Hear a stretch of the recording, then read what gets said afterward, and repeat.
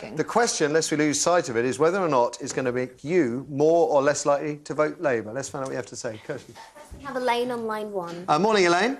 Morning. Morning. So more or less likely to vote Labour as a result? Yes. Yes, you're more likely to vote Labour? Yes.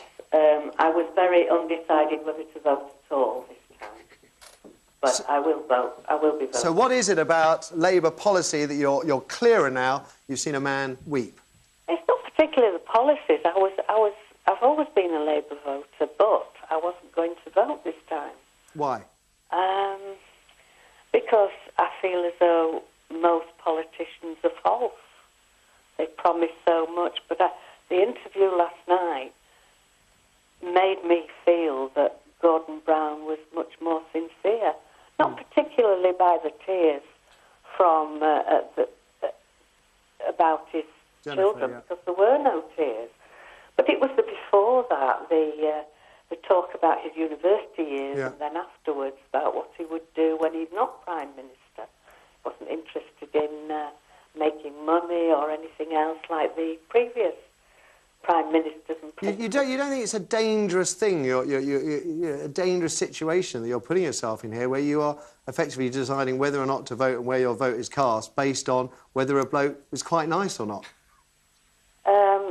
No, I don't. Because well, that's what you're saying, Elaine. Pardon? That's what you're saying. No, I'm not. I'm saying if he feels more genuine to me, whether it be about his policies or his personal life.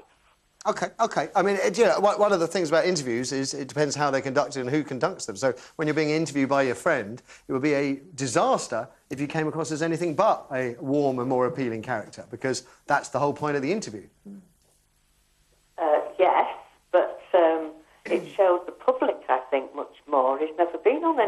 But it's only shown you one side of it, isn't it? It's shown you the side that the two of them want to get out, which is that he's a nice bloke. And as soon as you get that idea out, you want to vote for him. But in actual fact, your vote should be about the policies that his party stands for. Well, it nothing is. else. It is. But I feel as though I trust him more now. OK. Interesting. Thanks, Elaine. Let's have another. We have Suzanne on line 2. Suzanne, good morning. Morning. More or less likely to vote Labour? Well, I'm the same as I was. I wasn't going to vote Labour anyway. Unchanged. Even after seeing the interview, I do feel warmer towards him, and I do think he's a more genuine person. Right. And I do like him more, but I still don't think he's the right man to run the... Sorry, you're more genuine because he's opened his heart about what he's like, or genuine because he's opened his heart 12 weeks before an election? Well, that's the problem, you see. That's why I don't think it's made me think any better of him as a leader, because it is so close to an election, and I do feel like he was being genuine with, you know, he was dignified and he showed, you know, another side to his character, but that doesn't make me think that he'd be any better leader for the country. OK, thank you so much. We have Amanda on line 3. Amanda, good morning. Hi. Would you vote for him now?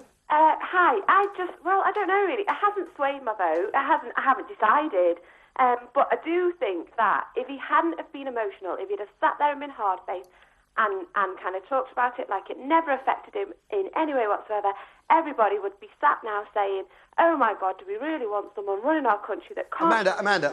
Amanda, it wouldn't have happened, OK? Because that's the whole point of the interview, was to show the warmer side of Gordon. So what you're theorising wouldn't have happened. But it was there.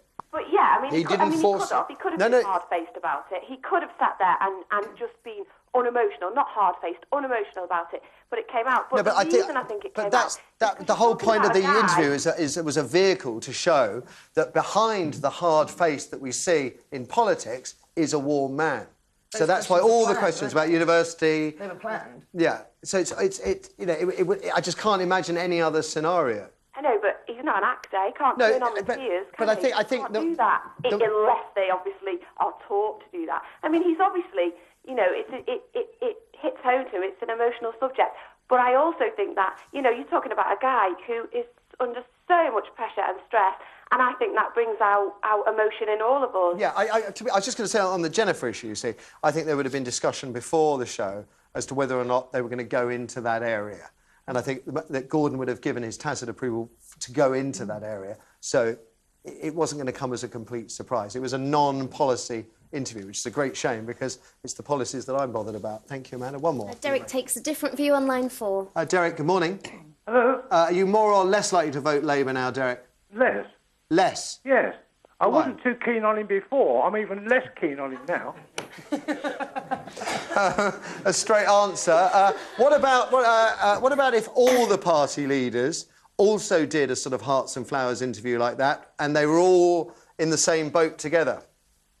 Well, I don't think they should do that anyway, to start with. Why? But if they did, I mean, the person I would believe less would be Brown. I don't think the man. I think the man's been a liar all his life. OK, so you're on the anti-Brown ticket. That comes across. But what is the problem? The man. What is the problem with the interview though itself? Say again?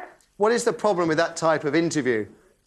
Well, I don't think. I mean, to be truthful, that's not politics. I mean, that's bringing sympathy and goodness knows what, your family into it, which is entirely wrong. But I don't think Cameron should do it either. I don't think he would, but even if he did, I don't think that he would come out in a less favourable view than Brown. But okay.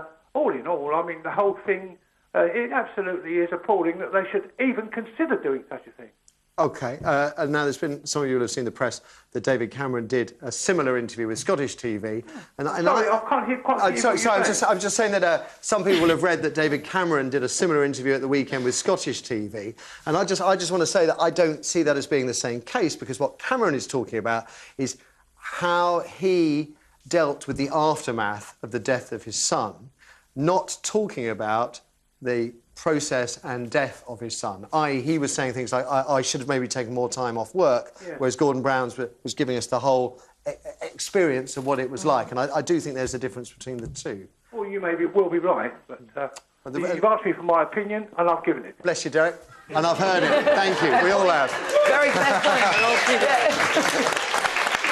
We'll move on after a break.